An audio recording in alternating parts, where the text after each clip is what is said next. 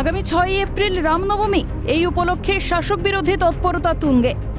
এই আবহে পূর্ব মেদিনীপুরে মহিষাদলের রামবাগে প্রায় 3 শতাধিক বছরের পুরনো জীর্ণ রামজি মন্দিরের সংস্কারের দাবি তুলছেন স্থানীয়রা।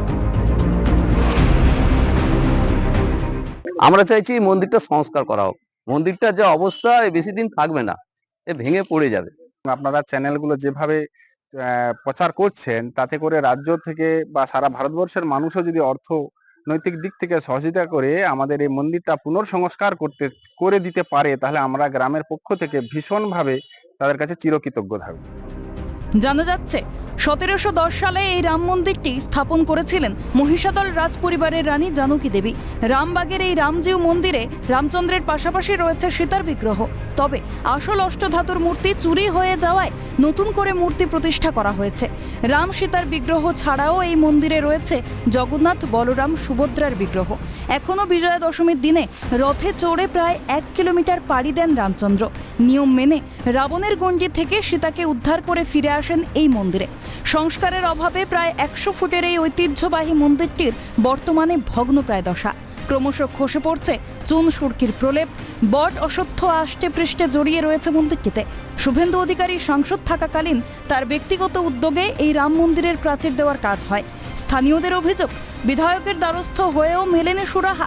এই বিষয়ে বিধায়কের সাফাই, হেরিটেজ দফতর যাতে এই মন্দির সংস্কারে উদ্যোগী হয় সেই ব্যাপারে চেষ্টা করা হচ্ছে। শুভেন্দুবাবু তার উদ্যোগে এই প্রাচীরটা হয়েছিল, যাতে এই মন্দিরের জায়গাটা রক্ষিত থাকে, সুরক্ষিত থাকে। তা সেই পর্যন্ত হয়ে আছে। তা আমরা গ্রামবাসী হিসেবে এটাই চাইবো যে এটা একটা প্রাচীন ঐতিহ্য, সেই ঐতিহ্যটা রক্ষা করার জন্য। লোকালি আমরা বিধায়কের কাছে গিয়েছিলাম, আমাদের গ্রাম কমিটির পক্ষ থেকে, অন্যান্য সদস্যবৃন্দ এবং গ্রামবাসীর পক্ষ থেকে। সেখানে উনি বললেন, দেখুন আমাদের চেষ্টা করতে কোনো ক্ষতি নেই, কিন্তু এটা সরকারি আমি যে তহবিল, সেখান থেকে আমার কোনো আমি খরচ করতে পারবো না। এটা লোকালি যদি এই বিভিন্ন মানুষ এগিয়ে আসে বা যারা খুব সহৃদয় ব্যক্তিরা আছে, তারা যদি দান করেন বা সাহায্য করে, সেভাবে মন্দিরটা হয়তো সংস্কার হতে পারে। আমরা আপ্রাণ চেষ্টা করছি যে হেরিটেজ দপ্তরকে দিয়ে এটা করানো। হেরিটেজ দপ্তর অলরেডি এই বিষয়টাকে আমরা জানিয়েছি। ওনারা বলেছে যেমন রথকেও হেরিটেজ দপ্তর আগামী দিনে যাতে সংস্কার করতে পারে, আর রাম মন্দিরকে যাতে সংস্কার করতে পারে তার উদ্যোগ আমি নিচ্ছি এবং সেটা নিয়ে আমার চলছে। আগামী দিনে যাতে এটা হয় আমরা আপ্রাণ চেষ্টা করব।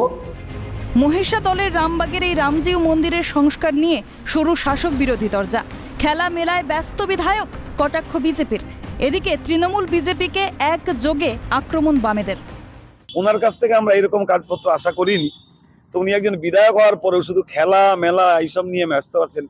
দেখুন, এটা এই যে তৃণমূল এবং বিজেপি যে রাজনীতিটা করছে, এটা খুব স্বাভাবিক। এরা রাজনৈতিক ফায়দা তোলার জন্য যখন সবকিছু করছে, ফলে রামবাগের এই রামজির মন্দিরটা অবহেলিত হবেই এদের ভাবনা। রাম মন্দিরের বিকল্প হিসেবে পুরীর আদলে রাজ্য সরকারের উদ্যোগে দীঘায় গড়ে উঠেছে জগন্নাথ মন্দির। অথচ রক্ষণাবেক্ষণের অভাবে ভগ্ন দশায় রামবাগের এই রামজিউ মন্দির। স্থানীয়দের কথায়, রাজনৈতিক রং না দেখে সহৃদয় ব্যক্তিরা যদি এগিয়ে আসেন, তাহলেই হয়তো নানা স্মৃতি বিজড়িত এই প্রাচীন ঐতিহ্যকে রক্ষা করা সম্ভব।